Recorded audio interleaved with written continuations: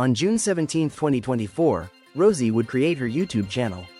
Here, she would talk about, truly whatever really, Mario, Roblox, you name it. Although her style was the same, her early videos had a charm to them, not boring but not greatly edited either. She even had a cute intro, like she was hosting her own little TV show. It was charming. But now, she's known for her Danganronpa deep dives, psychological, detailed, and professional. There's a quiet skill in the way she makes her videos, the kind that stands out once you really pay attention to what she's saying and her skill behind her research. Today's a special day. We'll be diving into Rosy's videos, her humble beginnings, her rise, and how she really understands Danganronpa for what it was meant to be. Plus, we have a special interview with the one and only, so stay tuned.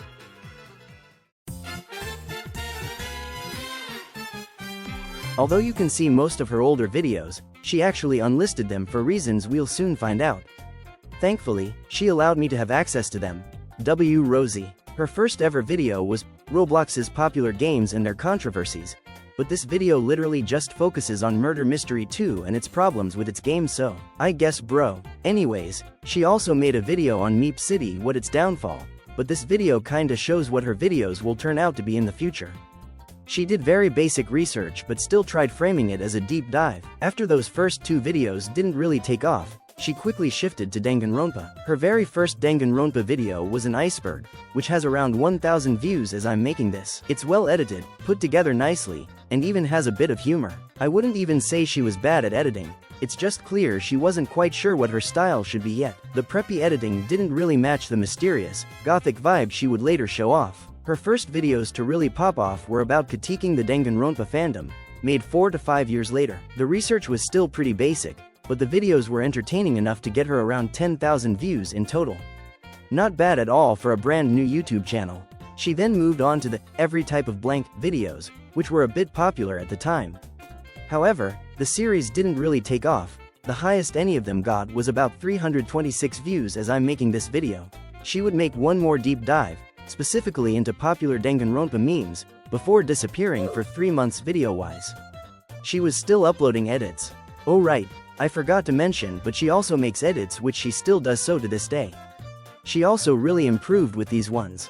But we're not here to talk about those. We'll now move on to her more, rather controversial, if you will, videos that blew her up. On July 5, 2025, Rosy would upload Propaganda I Am Not Falling For, Danganronpa edition. To give you a basic understanding of this concept, a trend was going around where people would put the text, Propaganda I'm Not Falling For, and would write stuff like, using I, buying Labubus, etc. In this video, she would state off the Danganronpa, propaganda, she would not be falling for and her reasons why. To be honest, it's a very messy video and I can tell this wasn't meant to be taken seriously. Especially considering her fourth and final installment in the series was very polished and straight to the point. These blew up overnight, people really seemed to enjoy these videos. Even if she got a bunch of comments calling her names for calling the first and second Danganronpa games V1 and V2, which I did not know was such a big deal. Anyways, this series earned her subscribers by a lot, I mean, just look at this chart. However, I am curious as to why she would stop making these videos. I mean, she literally jokes how she'll still continue to make propaganda videos as long as it gets her views. So why stop? Well, let's ask her. Hi. Hi, sorry that was the nervous hi. LOL, it's okay. Okay, so this is me asking if you'd want to do a Discord interview. That sounded way cooler in my head. Okay, sure, but I'm working on a video. Okay, first question. What made you want to make Danganronpa videos and not other types of content? Well, Danganronpa has been my interest ever since early 2020. It's right up my alley of interest.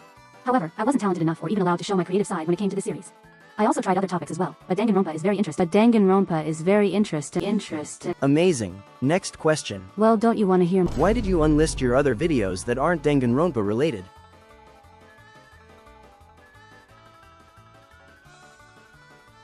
How long is this going to take? They felt unprofessional, and I'm a bit embarrassed by them considering how far I've gotten and learned with editing. I don't hate them, I just unlisted them so I can focus more on the video types I enjoy making. Okay.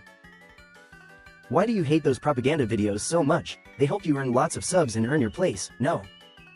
Okay, sorry, but what made you decide to focus fully on deep dives instead of the other type of videos that brought in a lot of subs? Well, I don't hate the propaganda videos as much as people assume, and I don't really regret them either. The first one was honestly just filler after I'd been away from YouTube for about 2 months, and it was meant as a joke, hence the Roblox gameplay in the background. Before that, my videos usually got around 200 to 330 views, so when one suddenly blew up, it was really overwhelming. Even my first video about Danganronpa and its problems with the fandom did well, but it wasn't as opinion heavy as the propaganda ones. With those videos, I was constantly getting comments telling me I was wrong, or dumb for what I criticized, and that genuinely exhausted me. Still, I kept making them because they worked. They took me from about 200 to 600 subscribers in just 2 weeks. Everything kind of clicked when I released my deep dive on distrust. That was something I wanted to do from the very beginning, especially because I love lost media and psychological horror. Watching that video blow up and seeing people actually praise the effort I put into it showed me that focusing on what I love, rather than chasing the algorithm, was the right move. I realized I can find my audience. It just takes time, hard work, and a few ups and downs. Wow, that actually makes me feel like doing something productive. I just assumed you were just here to talk about Mondo Awada this whole time. Okay, last question, I have to take a piss. Have you ever gotten comments or criticism that made you second guess your videos? I remember getting a comment on my video critiquing Ultra Despair Girls that said the game was peak, and that I was just bitching about it. I wasn't upset or hurt, but it made me wonder if I was on the right path. That was only my second real Danganronpa deep dive, and I felt like I might have messed the whole video up, especially because I do so much research on the characters, their developments, and even the psychology behind them. I've gotten over it now since I'm more confident in myself, but sometimes I still wonder what would have happened if I had let it truly affect me. Okay, thanks for taking time for the interview. Bye. Instead of fast opinions or trends, she started focusing on deep dives specifically into Danganronpa characters. And not in a surface-level way either. These videos focus more on psychology, character writing, themes, and why these characters are the way they are. The editing became more consistent, the pacing slowed down, and the videos felt way more intentional. You can tell she actually cares about what she's talking about. This wasn't content made just to get clicks, this was content she wanted to make. What's interesting is that these videos are probably her best work.